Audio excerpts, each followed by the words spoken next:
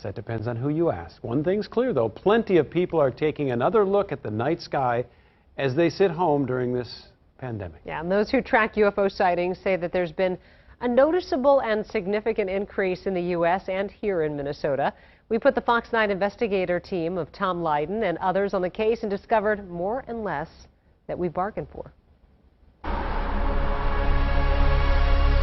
Sunset brings the stargazers to a cliff overlooking the Minnesota River, a place where you can stare up and wonder, are we really all alone?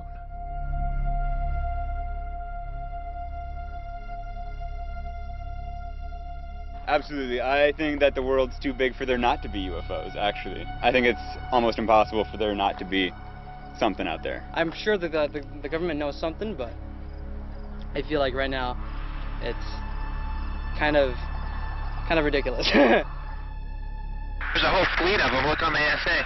It sounds less ridiculous after the Pentagon released classified video earlier this year of Navy jet fighters chasing down an object of unknown origin, moving faster than any known aircraft in ways that seem to defy the laws of physics. They're all going against the wind. The wind's 120 knots from the west. Look at that thing, dude. The Pentagon recently announcing a task force to detect, analyze, and catalog what they now call unidentified aerial phenomena that could potentially pose a threat to U.S. national security. They're all over the place, I think. You know, you just never really know what you're going to find. We saw one the other night. These cliffs are also the perfect scouting location for what may be the most common UFO sighting in Minnesota. I saw a huge thing of lights in the sky. A story I first covered 25 years ago. A gigantic and menacing circular object in the night sky, hovering above the western suburbs. And it was weird, you know. I mean, I can't explain it. I took pictures of it, and yeah, you know, I mean, that's that. At first, but when I saw it, I had to look twice. We might not be too far from Mystic Lake Casino.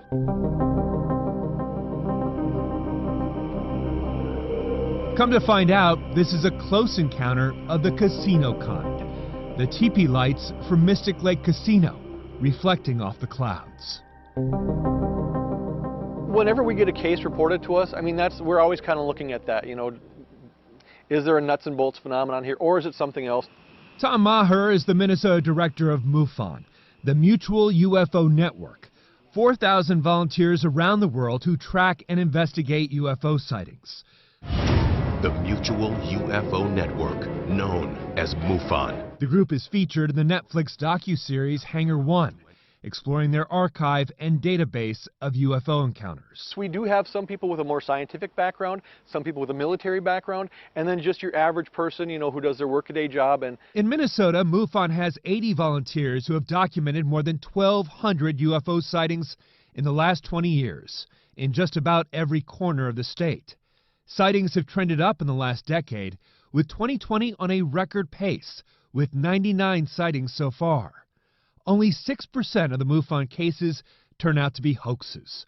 But most, like the lights of Mystic Lake, have perfectly logical explanations. So a couple months back, we were peaking around 18 to 20 a month, but that was Elon Musk, and he was launching a lot of SpaceX satellites. Those satellites, known as Starlink, will provide internet service to remote areas.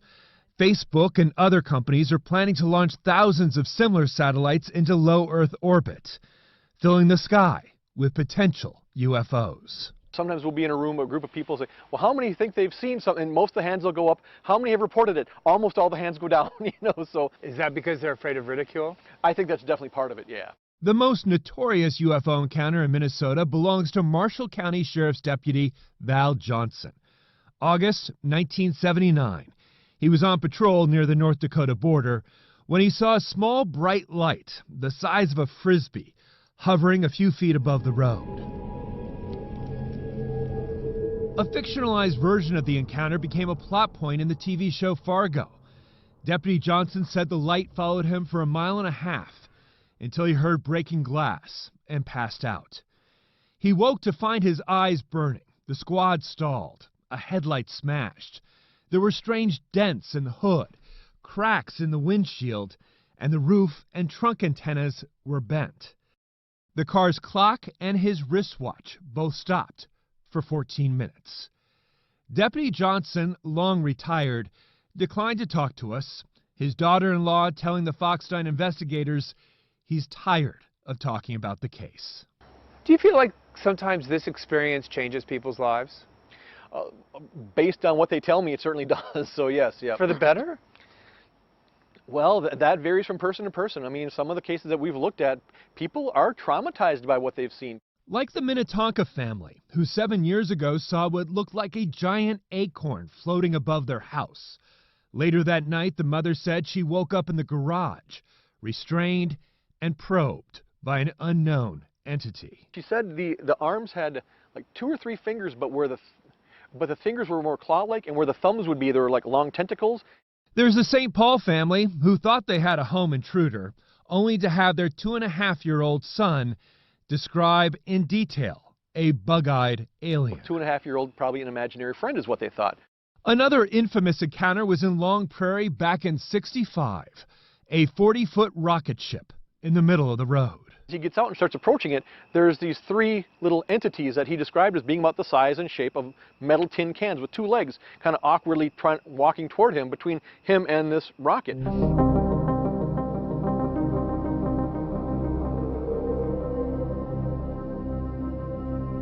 There's no solid answer. Sorry to say, I don't think it's aliens. Thaddeus LaCourciere is no stranger to staring at the stars, but the Bell Planetarium's astronomy guru has a more pragmatic explanation for the increase in UFO sightings. I think some of the best explanations are in the last few months, we've been stuck at home. We've been spending more time outside, hopefully, if you can, where we're getting more used to seeing things that maybe we don't see when we're stuck inside an office every day. Thanks to the Hubble telescope, we already know what's out there is more wondrous and mysterious than mere flying saucers. An infinitely expanding universe of black holes and dark energy. More than 100 billion stars in our own galactic neighborhood, the Milky Way.